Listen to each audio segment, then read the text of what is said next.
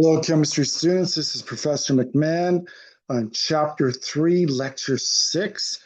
And again, this chapter focuses on compounds that involves mass data calculations to determine empirical molecular formulas. It also included balancing chemical equations. And now we're finishing up with naming compounds and writing out the correct formulas. Last lecture, we specifically focused on ionic compounds. Ionic compounds have a metal and a non-metal. Again, we're using this staircase to separate them. Everything to the left of the staircase is a metal. Metals are positively charged, and the reason why they're positively charged is they lose electrons, okay? When they lose electrons, they become positive. We're calling those cations. Non-metals are negatively charged. Those are anions. We see they're all negative. And those are because they gain electrons, okay? Now, we did talk about how, for the most part, the representative elements have one charge, but when we get to the transition metals, right, and under that staircase, you can have multiple charges. We introduced those. So we talked about both the stock system and the old system of naming binary ionic cations, right, with transition metals. So the stock system is much easier. You can use a Roman numeral. You could also use what's attached to it to determine the charge. The old system is more difficult because you have to know the Latin word that the elemental symbol is derived from, and you also have to memorize the charges to realize if it's the lesser charge or the greater charge, okay?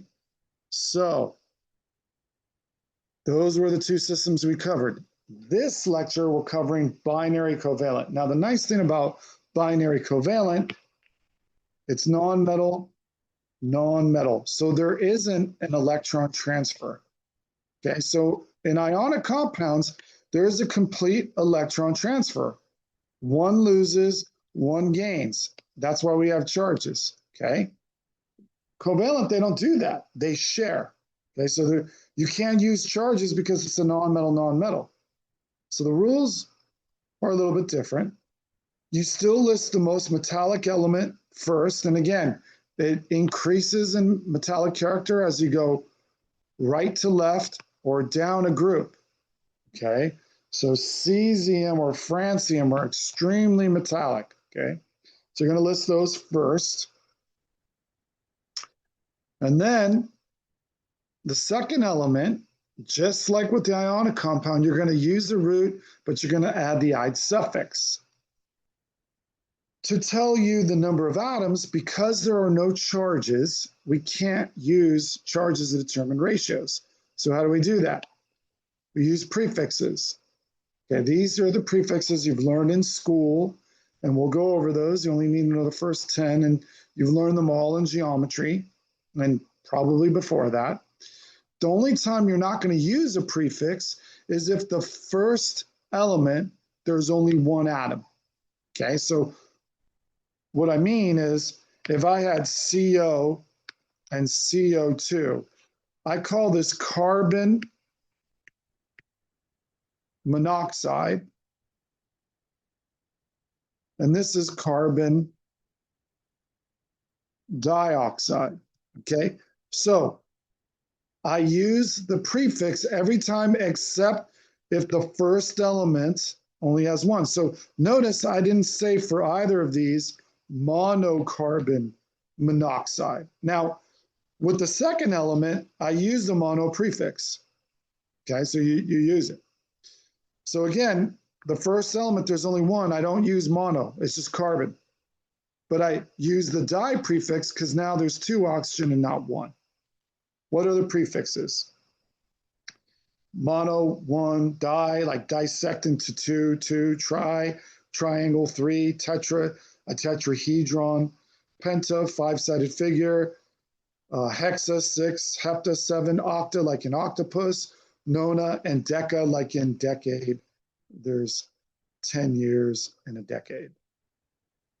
So we're going to use a prefix. We're going to write the full name of the first element, which is more metallic. Then we're going to use the prefix, and then we're going to use the root of the second element with the "ide" suffix. Some examples that you may be familiar with. Chlorine dioxide. Now, you see with the case with chlorine and oxygen, chlorine's more metallic because it goes one down, okay? Dinitrogen pentoxide. Nitrogen's more metallic because it's in the same row but further to the left. Why did I use no prefix here? Because there was only one, but I used it here. Here, there's two, di, 5, penta, oxide. Disulfur dichloride, selenium, again, no mono, because it's the first one. Hexa, because it's 6, fluoride. And this is the correct spelling for fluoride. So take a second, and I want you to look at the formula and write out the names for these. Go ahead and pause this, write these all out, and then we'll go together. All right, I'm assuming you've attempted this, you've turned it back on. So first element, there's only one. So I do not need the mono prefix. So it's just nitrogen, and the reason why there's di, there's two. Same again, there's only one. Phosphorus, why penta? It's pentachloride because there's 5 chlorides. Now, the iodine has 2, so I have to use a prefix. That's di. 7 is hepta. Diiodine, I know that looks goofy. That's it. Diiodine heptafluoride. Hepta is 7. This is antimony. There's 3. Tri. Chloride, 9. Nona. Tri-antimony, nona, chloride. 4 is hard because people think quad, like quadrilateral, like a parallelogram or a rectangle or a square. No, it's tetra, like in a tetrahedron. So it's tetraphosphorus octoxide. Okay. Good job. Now, this is going from the formula to the name. I think this is harder for the binary covalent because people forget the prefixes. What I always tell students, the first thing you need to do when you're naming a compound, is it ionic or is it covalent? All of these are covalent. How come? Non-metal with non-metal. As soon as it's covalent, you got to remember prefixes. Just like with ionic, you got to remember charges. So go ahead and pause. I'm going to have you write the formula from the name. This is easier because they give you the prefixes for the ratio. This is the easiest in my opinion. Okay, but I'll give you a second. All right. So di means 2, tetras 4, dinitrogen tetroxide. There's no mono prefix, and there's no other, so it's 1. Hexa means 6, sulfur hexafluoride. Di is 2, tri is 3, diarsenic trisulfide. Di is 2, mono is 1, diselenium monoxide, 1 oxygen. Penta is 5, nona is 9, pentanitrogen nonochloride. All right, that's binary covalent. I actually think the binary covalents are easier than the binary ionics because with the ionics you have both the representative metals and the transition. Okay, now we're going to discuss a very special covalent compound. And that's your acids. Okay, these are covalent, right? No, because hydrogen is a non-metal, so non-metals and non-metals. Okay, but what's weird is hydrogen can act like a cation. So there's 2 types of acids. There's binary acids and there's oxyacids. The reason why they're acids, if I take hydrochloric acid, and I throw this in water, it dissociates and separates into the hydrogen ion and the chloride ion, even though hydrogen's a nonmetal. Okay? So it forms a cation, the hydrogen ion, which we actually call the proton, because remember, a hydrogen, right? It has one proton and one electron. If I remove the electron, all that's left is a proton. So a lot of times they call the hydrogen ion a proton. Okay? The oxyacids are the same.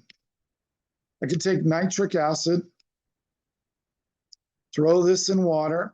It's going to give me a hydrogen ion or a proton, and then the polyatomic nitrate.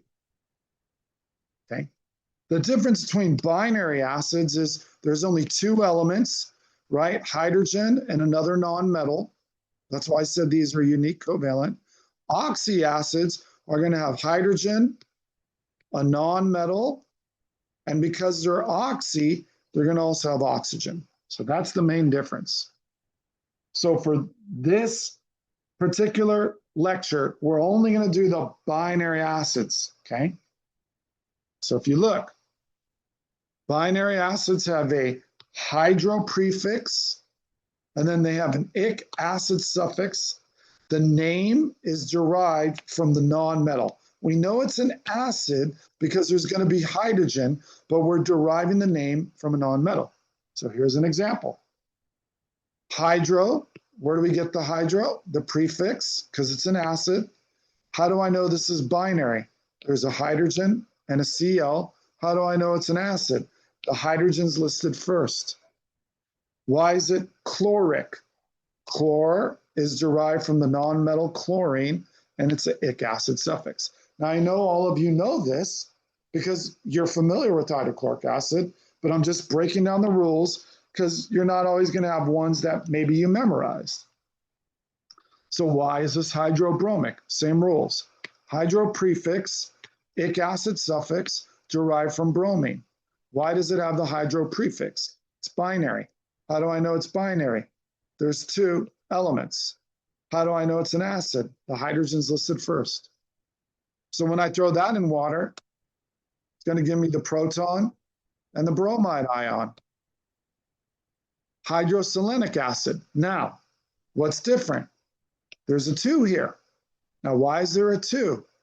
Because selenide, as an ion, if you look under the periodic table, has a 2 minus. So how am I going to cancel that out?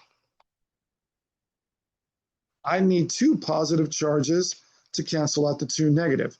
So these are called monoprotic binary acids.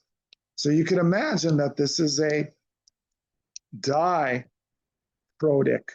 binary acid. And that's it for this lecture. I'll do one more just for practice for you guys. Now, this one's kind of special. It still has a hydro prefix, but instead of cutting off the root, we actually write out the full sulfur, and then we add the ic acids. So this is kind of an exception here.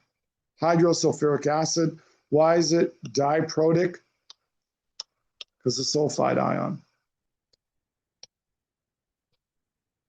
This would be hydronitric acid, right? Why is there 3?